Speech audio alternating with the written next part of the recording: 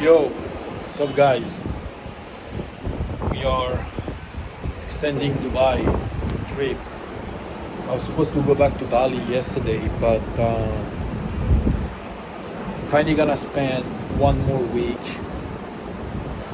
in Dubai. So I'm kind of enjoying the city, and this is one thing I love when I travel. I discover new places, and it's always easy for me to immerse myself into a new environment. And that's exactly why I love traveling. Just exposing myself to different places, different environments all of the time. And now, being an online coach, I have this luxury. I have this luck. I can travel wherever I want, just working from my laptop, from my phone. And traveling has actually been something I enjoy doing, even like when I was working as an engineer. Every time I had some time off, I could take like 3 4 weeks and just go somewhere. And when I was in Canada, I love to go in South America because it was, very close, and it was always a sunny destination because in Canada it was winter, and I was always looking for a winter escape. So when I had my engineering job, every year I would pick like a country and I would travel there. I've been to different places, but there was one location where I still had very strong memories about it. And that place was Guatemala. And you might be wondering, well, what's so special about Guatemala? Well, no one really talks about it. It's not the place where you're gonna have, the most beautiful Latinas. It's not the place with the best food. But there was an experience in Guatemala that marked me a lot. And that was a volcano hike. Till to this day, I still remember exactly that moment. We had to hike a volcano. And if you want to checking out, check Acatenango in Guatemala. And what's so special about Guatemala was in fact that we had the chance to hike a volcano. And at first, when I start sharing that project with my friends, because we're always traveling, a group of guys of people. When I share the project with my friends, we're very skeptical at the beginning because we were like, bro, it's a volcano. It's gonna be too long. We start thinking about the hike, how challenging it's gonna be, how painful we're gonna feel. So we start to hesitate at first, and then after we convince each other that's gonna be like an experience that we're gonna probably experience, it is gonna be an experience that we're gonna only do like once in our life. We're like, okay, let's just secure that hike. We had to contact the guide, and we're like, okay, on this date we want to do the hike. And as soon as we sent the money, we paid for the hiking. It's something that we had to book in advance, it's like a tour, because you're gonna do it by yourself, because you're gonna get lost in a fucking volcano.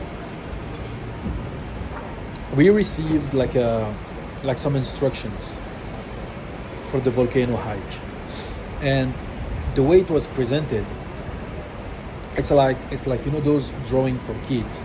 It was a volcano drawn, and it was like a map. And of course you could see the summit of the volcano.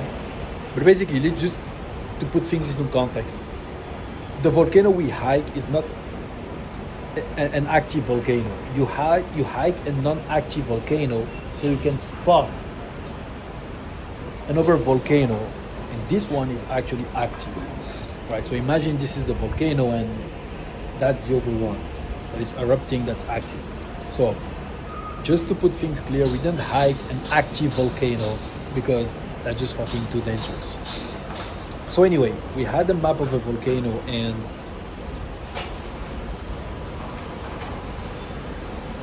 you have different phases. They're like, okay, phase one of the hike, you have to go through what they call the cloud forest. After that, you ascend to the base camp. After that, you sleep in the base camp, and the next day you walk to the summit for sunset. And the last phase is you have to come all the way down. And for each phase, the checkpoints were obvious. Like, okay, we have to stop like 2 times during this phase, and at this time we're gonna be at base camp. So what seems to be like very long at first became kind of more like doable right now, because now we had like a roadmap with different phases with clear checkpoints, and when you have that type of visibility, it just feels like what was perceived as hard at the beginning would not be that hard, because all we have to focus on was, okay, go to that checkpoint, then after that complete this phase, go to the base camp, and go to the summit. So once you have like clarity on the path that you have to take, it doesn't seem that bad anymore. And that's exactly what happened during the hike. We start the hike at like level 0, because the altitude of the summit is 3.5. It's like 3,500 meters. It's kind of a long hike. Took like full day with ascending and coming down. But when I first started the hike, I'm like, okay, let me just focus on the next checkpoint. And I know that in 1 hour and a half I'm gonna be at this checkpoint, and by X hour I'm gonna be completing the first phase. And when you start hiking the volcano, you don't see a straight line. You're gonna see like some steps, then it goes the other way, and then this way. So all I can see right now is what is in front of me. And that's probably like, I don't know, like 20-30 steps. And I'm like, okay, instead of focusing too much on the end destination, on the summit, let me focus on what next to me. Let me focus on my next step. So okay, I will just walk. I will reach, the end of the path I was seeing, and then I will just repeat the other way, till I'm completing the phase, and eventually we will just reach the summit. And that's what made the hike easier. I mean, it was still physically challenging, don't get me wrong. But the fact that you stop, being obsessed too much by, the final destination, and you only focus on what's in front of you, it somehow makes things easier, and you actually enjoy more, the walk. You learn to appreciate, every moment. Every step of the hike, you're actually enjoying it. You're looking around, you're having all of this beauty around you. And that's what makes the hike beautiful. When you don't focus too much on the pain, when you don't focus too much on, okay, how long it's gonna take, and you just focus on what's next to you, and you're enjoying the moment, it just makes the experience more fun. Now you might be wondering, like, why I'm sharing this travel with you anymore. Well, because when you want to work on something and the goal seems like very far from your current situation, it might feel overwhelming at first just to get started. But if you can break down the goal in different phases with a clear roadmap and only focus on what you have to do next, it just makes things way easier. And I can also give you another example. Like, think about, like, if you right now, let's say you're a doctor or an engineer, how many years it took you, from starting university till you graduate. That takes like a lot of years. But when you start, you don't focus on, the next 4 or 5 years. Just focus on the next exam. Be ready for the next exam, and just pass it, and so on. And before you know it, you just complete your graduation. So everything in this life, any project that you want to, any goals that you want to reach, if you can break it down in phases and focus on the next step, it makes things easier.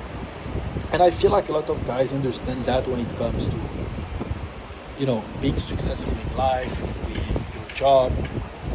Everything takes patience, everything takes time, everything is a step by step. But unfortunately, they don't apply the same concept when it comes to their fitness, right? I feel like a lot of reason why some guys cannot stay consistent or cannot achieve their fitness goals is because they still treat it as a very intense phase. It's like, I want to lose 20 pounds. It has to happen within the next 3 months. I'm gonna go all in at first, but that way of doing things never work.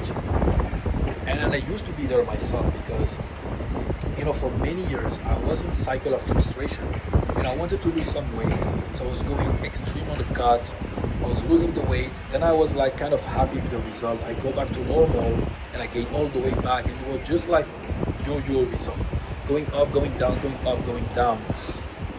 And it was very frustrating because I was giving my everything. I was going hard on it. So when you go hard on something, you kind of expect some return on your efforts. But unfortunately, going hard and going all in is never the way. Think about the hike, the volcano hike. Imagine I had to start the hike by sprinting the hill. Yes, at first it will seem like I'm making some effort because I'm going fast, and I'm going fast, and I'm looking back and I see all of the ground behind me. But then I will be exhausted. Then I will start to get tired, and eventually I will just give up. Whereas the guy was walking slowly, taking his time, just to kind of building the momentum. Eventually, he will finish the hike. But me, who went all in at first, just because I want fast result, it's not lasting. I will give up and I will restart again. And that's what's happening with a lot of guys. When they approach fitness, they try to go too fast, too strong at first. Then something happened. They face some life challenges. They burn out and they restart the cycle again. So again, to put things back into context, with the hike, you have to approach fitness. When you approach fitness, you don't have to see it as a destination, but more like as a hike that you want to enjoy, and you want to break it down in different phases. As I told you, I went through different cycle of being frustrated with myself, going all in, then slowing down, and it never works. Until the day where I decided to take a step back and actually learn to do things properly. And that's what I start to think, okay, let me use the analogy of when you go to university. You cannot go from year 1 to year 4 before going through year 2 and 3. You must learn the basics first. You must learn some foundation, and progressively, it gets more challenging. But you actually take the time to get used to it. So when I thought this way, and then actually learn how fitness work, how diet work, how the workouts, how they impact the body, I finally came to the conclusion that there is no point going hard at first, but it's better to master the basics and slowly increase the intensity. Because anyone who tried fitness hard in the past, still believe that, okay, I tried this with intensity, it didn't work, so I must go harder. But it's not, it's wrong. You don't have to go hard, you just have to go smart. That's why at first you need a roadmap. And what I'm gonna share with you is exactly what I teach the guys in my program when they come. Of course, the plan is customized for them based on their schedule, based on where they are. But the logic is the same. We're going through some phases. So think about your fitness goal, not as just an intense phase and a short one, but like a hike where you want to take your time. Because the truth with fitness is, it's not like I'm gonna do it for some time, and then when I reach the goal, I completely stop. No, it's something that you will have to anchor in your routine, for the rest of your life. Because you're gonna want to maintain the result or eventually even achieve more goals. It's not something to do for a short period of time. So that's the first mindset shift you have to adopt. It's something that has to last. And if you want something to last, you cannot go too hard at first. And this is why we have to go through phases. And as I say, the way I broke it down with the guys is 4 main phases. So the first one has to be building the foundation. This is where you anchor some basic habits in your day-to-day life. You learn to eat properly. You start with a very, very basic workout routine. You learn, the habits to adopt, like sunlight, hydration, proper sleep. So you master those foundations first. That's gonna be the first phase. And that's called, again, foundation. Because it's obvious, you need to build the foundation first. Then we have another phase that's called acceleration. This is where you start slowly ramping up the intensity. You start setting some goals every week. Okay, I need to push hard with my workout. I need to increase my step. And then, in the meantime, you stay consistent with your diet, you stay consistent with your sleep. But what's gonna be different is we pushing in intensity. Maybe we're adding more cardio. Maybe, we have to go harder with the workout. That's acceleration phase. Then you will reach the phase 3, where what I call optimization. Because you're gonna start pushing more with your body. You're gonna start hitting new goals. But it's gonna be a point where we're gonna need to refine your routine. Maybe we have to work more on the recovery. Include more recovery techniques. Improving your sleep, improving your recovery, and also twisting your diet.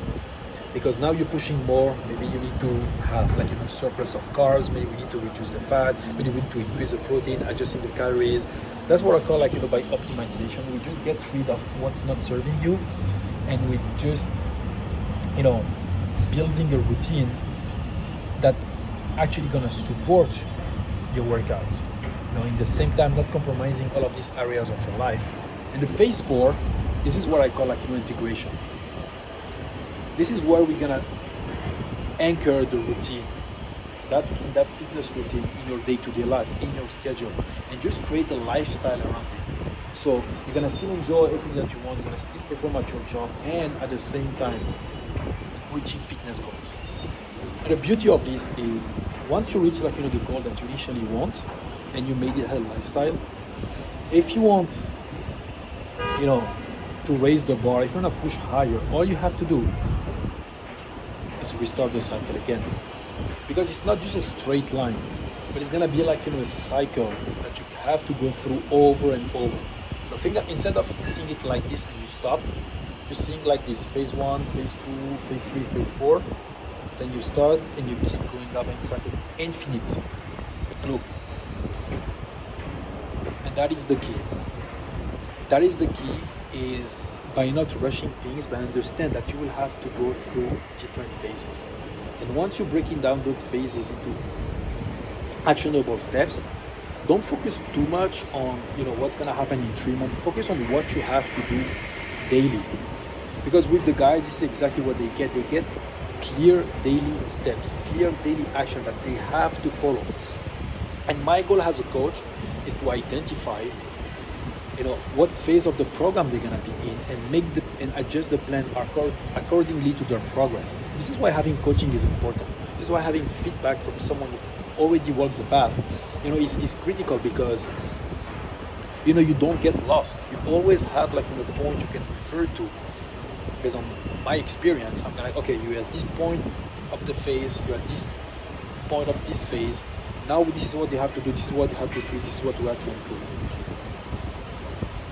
And that's how you reach any goal that you set.